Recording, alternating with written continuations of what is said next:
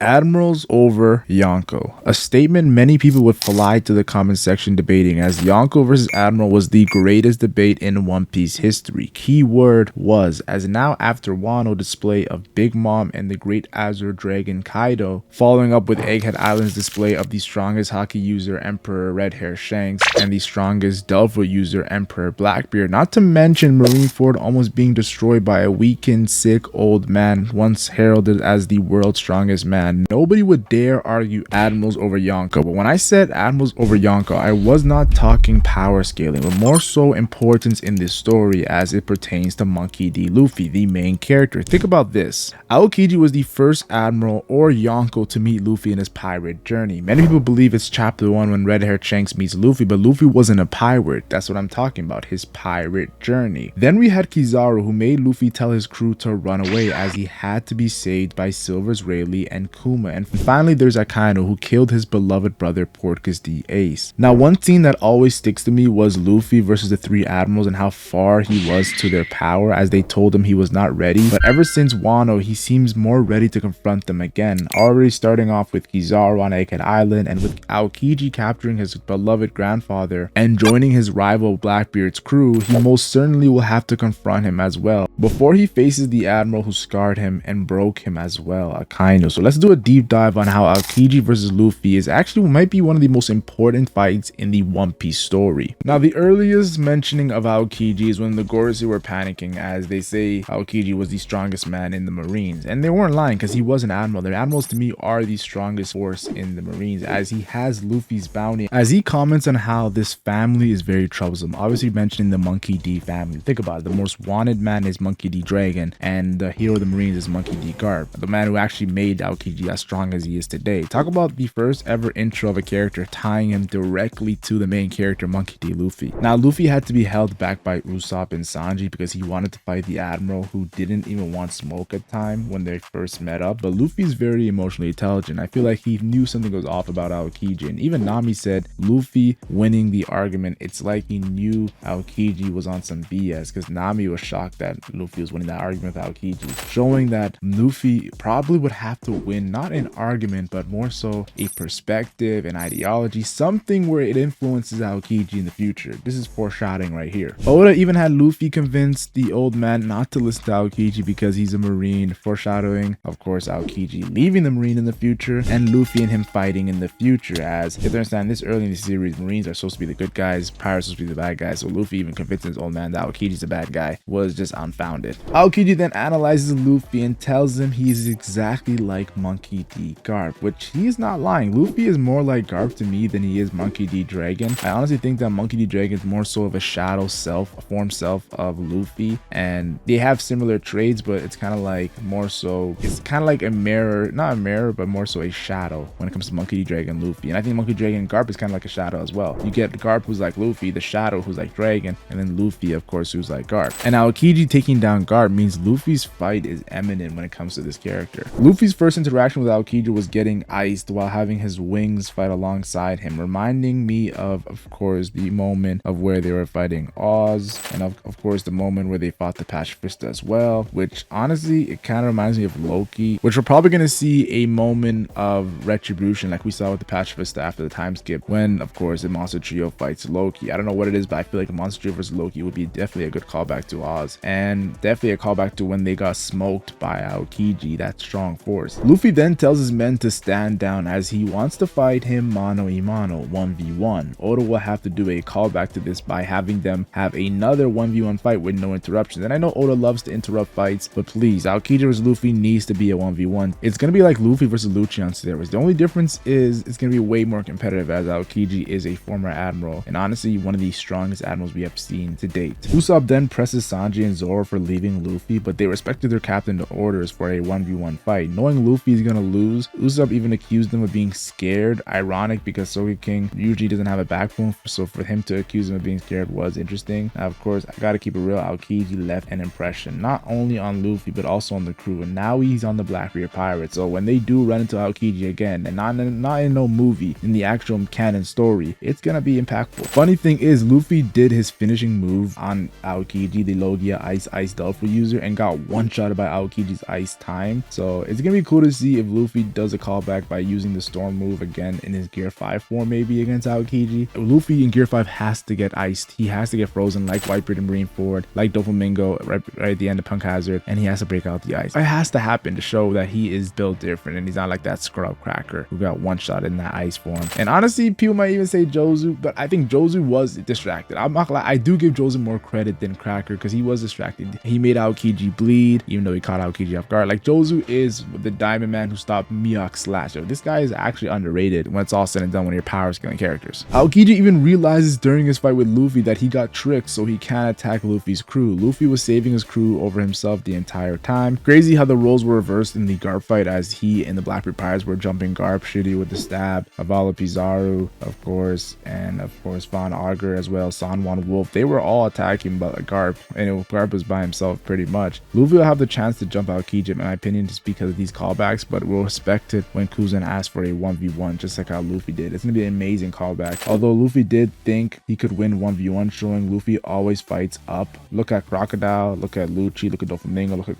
Katakuri, look at Kaido. Luffy always believes he can beat these stronger opponents because he's always trying to surpass these stronger opponents. Aokiji then chose not to kill Luffy because of Crocodile's win that really helped the Marines, and didn't say Smoker's message because it's stupid. But when Luffy beats his ass, I think he'll finally reveal Smoker's message because Smoker's on the move right now. He's on his bike. I'm gonna be honest with you, Smoker has a really good friendship with Aokiji. Like, all these characters are kind of connected, even when you go down to Kobe and Garp and everything that went down there when Aokiji of course defeated Garp. And of course Kobe and Luffy's friendship is like this, very tight knit. Now let me keep it real, Aokiji was the reason why Luffy did use Gear 2nd, and if you think that Aokiji is the reason why Luffy used Gear 2nd because Luffy said it in the manga, then you should think that Gear 5 Nika was kind of like influenced by Aokiji. And this is because after his loss, Luffy knew that there was other stronger guys than Aokiji and had to get more powerful. So he told Bluno, but he needs to tell Aokiji to his face why he got stronger because of him before he actually kicks Aokiji's ass. I also have to talk about how before the time skip, not only did Sengoku nominate Aokiji for Fleet Admiral position, imagine a world where Aokiji's Fleet Admiral. That would be very interesting. But also, Smoker asked Aokiji to be sent to G5, aka the New World, so he can be close to his target, aka Monkey D. Luffy. And now Smoker's on the move, like I said, so I think Smoker could have an influence in the Aokiji versus Luffy battle, which would mean it would be a Straw Hat Pirate, a Blackbeard Pirate, and a Marine. Then there's Film Z, and I don't usually like to talk about movies on this One Piece channel, but I have to admit, Film Z, Aokiji meets Luffy. He has one leg, it's revealed, and of course he helps them fight the former Admiral Z, foreshadowing to Aokiji clashing with Luffy in the future before helping fight either Akainu or Blackbeard, two actually close allies with Kuzan that he's definitely gonna fight with. Just like how he fought Akainu, he's gonna fight with Blackbeard too as well, and I think he's gonna help Luffy in both causes, so I think that's gonna be cool. I think Film Z definitely was kind of like the blueprint. Now I have to admit, there is some major fights that I have to talk about. Aokiji versus Akainu went on for 10 days, and the reason why this fight is so interesting is because Oda made it a known thing for to have these guys fight for 10 days. Aokiji has his ice Delta Fruit, Akainu has his Magma Delta Fruit. It affected the entire Punk Hazard Island. But the reason why this is also so interesting is because Akainu's performance in Marineford. Akainu did really well, taking off half of Whitebeard's face, putting a Magma fist in Whitebeard's stomach. I think he did the most damage on Whitebeard the Yonko in the Marineford War. And then you also have to look at this. Blackbeard with 2 Delta Fruits ran away from Akainu right after the war started. So we knew Blackbeard even respected Akainu's power and knew he was legit. That's why Akainu beating Aokiji, yes, he's the Fleet Admiral and probably one of the strongest characters in the series, Akainu is, but you also have to look at it like this. Aokiji fighting that character that's so strong in 10 days means Aokiji is actually technically one of the strongest characters in the series. And many people forget this fact. Like, they even put Aokiji over Kizaru, and I'm just looking at them like, whoa. Aokiji over Kizaru. Yeah, yes, I get it. Kizaru is very powerful. We saw the Naked Island, but I think Aokiji deserves respect because of that kind of fight. You have to give it to him. Also, the next thing I want to talk about is Aokiji versus Doflamingo. Now, they didn't really fight, but Aokiji froze him, and if Aokiji froze him to the bone, he wouldn't be able to get out of that. So it would have been a one-shot, but Doflamingo definitely got out of that, showing how strong Doflamingo is. Now, I gotta admit, Doflamingo didn't want to fight Aokiji. Aokiji offered up the fade, he offered up the fight, and Doflamingo walked away. This is the same Doflamingo that actually wanted to kill Smoker for knowing all this, and lets Aokiji go and actually presses him about his dealings in the underworld and rumors, of course, with Blackbeard pirates. Doflamingo was working with Kaido, so he knows what's going on in these One Piece New World seas. So definitely was looking at Aokiji a little funny. And I think this obviously is connected to, of course, Doflamingo being a former Celestial Dragon, Aokiji being a former Marine, and now they're both pirates, working in mysterious ways, working with characters like Kaido and Blackbeard, but having their own agenda. I thought this was very interesting. I think that Luffy being impactful, and not just Doflamingo and Dressrosa arc, but also Aokiji in the future is definitely a message here. And then there's Aokiji versus Cracker. And I know this fight wasn't that serious. Like, it happened in a cover story, first of all. Yes, the anime made it look way more better and way more cooler, but it's not supposed to be taken that serious. It's just Aokiji kidnapping Pudding to help Blackbeard get the One Piece by, of course, pretty much deciphering the poneglyphs like how Robin is doing for Luffy. But the thing is, Aokiji one-shot a Cracker. When Luffy came to Whole Cake Island, he struggled with Cracker. Not as much as Katakuri, but he still struggled with Cracker and had help from Nami, of course. And that was a big deal. And he was eating the biscuit soldiers. Like, the fact that Aokiji did it in a one shot, yes, Luffy's way stronger than he was at Whole Cake Island, but I think Oda's trying to show something here. He's bringing in opponents that Luffy's fought and struggled with, like Dressrosa and Doflamingo and Cracker and, of course, Whole Cake Island. And Aokiji is having the upper hand. So I think this is also to build up Aokiji for this big fight that's going to happen with Monkey D. Luffy Gear 5 Nika. We even see a moment where Aokiji is talking with the Blackbeard pirates, having a drink, having fun, and exposes the soft side to Akano, Akano pretty much letting him live and saying he's so mad that they're fighting when they came up together in the ranks, which I think needs to be explored more when Luffy fights Akainu, the softer side to Akainu, which we're seeing a little bit more when he actually interacted with Kuma recently in the Egghead Island arc. All I'm saying is this, guys. This Aokiji situation where he's pretty much talking about Akainu was definitely some foreshadowing here. Oda loves to foreshadow. This is his favorite thing to do, and I think this was definitely done here in Aokiji speaking about that fight he had with Akainu for 10 days. Even when Blackbeard was speaking to Kuzan, he said the only thing pirates need is an alignment of interests. You're a free man. Do what you want. And I think this is definitely important because Blackbeard, the way he inspired Aokiji, Luffy will do the same, but I think a little bit better because Luffy kind of has a soft side to him that Aokiji has as well. He has a big heart. You saw that in the whole Hara incident with Aokiji. I think Luffy will show this on another scale to Aokiji to like pretty much do what Blackbeard did, because Luffy does have that pretty much, how do I say this, weighing all the options and seeing the possibilities that Blackbeard has. Like, that's why I think Blackbeard and Luffy are very great motivators. I think Luffy will have that too, to another scale, to bring Aokiji back to the good side. Kind of funny because he's going to be going from one pirate to one pirate, so Garp would still be angry, but it'd be one bad pirate to one good pirate. Even Garp doesn't know that Roger was not that bad of a pirate compared to characters like Roxy Zebek. Think about it long and hard, guys. I think honestly Garp fighting pirates sometimes is just for the love of the game. Like, I think he fought Roger just for the love of the game and to be stronger. Like, you see how he jumped off the porch to go to God Valley? Then we have to talk about the battleship bags. I think Oda did this on purpose, obviously. First, to differentiate Aokiji from Kizaru. I think this is a big deal. And I think now we know why Aokiji fought Akano for 10 days. His training with no haki and no Delphu shows that Aokiji is incredibly powerful. I think physically, he could be the strongest admiral physically, honestly. Of course, we know Akano has been confirmed to have the highest offensive Delphu power. Oda has already confirmed that. And Kizaru has the fastest Delphu.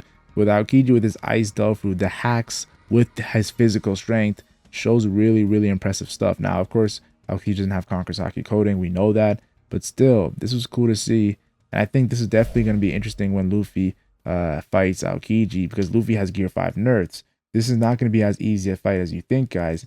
Think about Kizaru's fight with Luffy. He had to pass him food to bring him back. Yes, Kizaru was getting destroyed by Gear 5 attacks, but if Gear 5 had the nerfs, Kizaru could definitely easily capitalize off of Luffy. Aokiji even tells Garp, you have a habit of raising enemies, as he remembers Garp crying about Monkey D. Dragon joining the Revolutionary Army, and Luffy is now a pirate. And now, let's think about this, guys. Aokiji's a pirate, as they collided in a crazy haki clash. Aokiji's armor haki has to be respected because Garp is a known Conqueror's Haki user and Conqueror's Haki coding user. So Aokiji to clash with both of them hitting each other's face with haki, I think this shows that Aokiji's armor haki is incredibly powerful. We already know he used advanced armor haki during Marineford when they stopped Whitebeard's attack, all three admirals, so we know that Aokiji is strong. And then, of course, when Aokiji ended up beating Garp, he was crying and his tears were frozen by his ice. This reminded me of when Luffy punched Garp for ace and during Marineford. I believe obviously Garp let him do it, but still, Luffy did not want to do it because he loved Garp.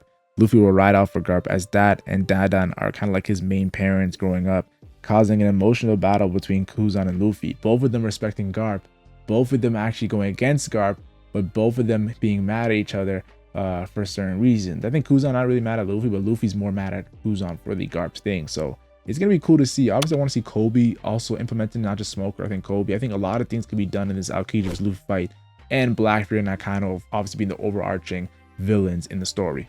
Now, the last thing I want to say is this. Listen, guys, Aokiji vs Luffy might be more important to Luffy's development than Nakano vs Luffy and Blackbeard vs Luffy. I don't think it's going to be as big as a fight, but I think it'll be definitely important developing Luffy when it comes to the emotional side, and of course to the just a lot of different aspects to it. Honestly, I think Nakano vs Luffy and Blackbeard vs Luffy is more about the finishing product, which is Gear 5 Nika. I think that will also develop it into the Imu versus Luffy battle. But us seeing Aokiji see Imu during the end of Punk Hazard in his glasses, that was crazy. And obviously it could be connected to Doflamingo, as he's a former Celestial Dragon, and he has a lot of how do I say this, synchronicities to Imu when it comes to even that bowing down scene from the Gorosei and the bowing down scene from Virgo, Pika, Diamante, and of course Treble. But guys, I want to say this. I think Aokiji might even be connected to Imu and Luffy's fight as well, which would mean he has the most important role in Luffy's main fights, guys. I could see this fight leaking into Imu versus Nika for some reason, as well as Nakano and Blackbeard, making it make sense why Aokiji is on the iconic chapter 1121 last page. Aokiji on that page is interesting because Oda is telling us that Aokiji is one of these most important characters in the final saga. So if you're mad at me for making this video, debate in the comment section, but the evidence is there, guys.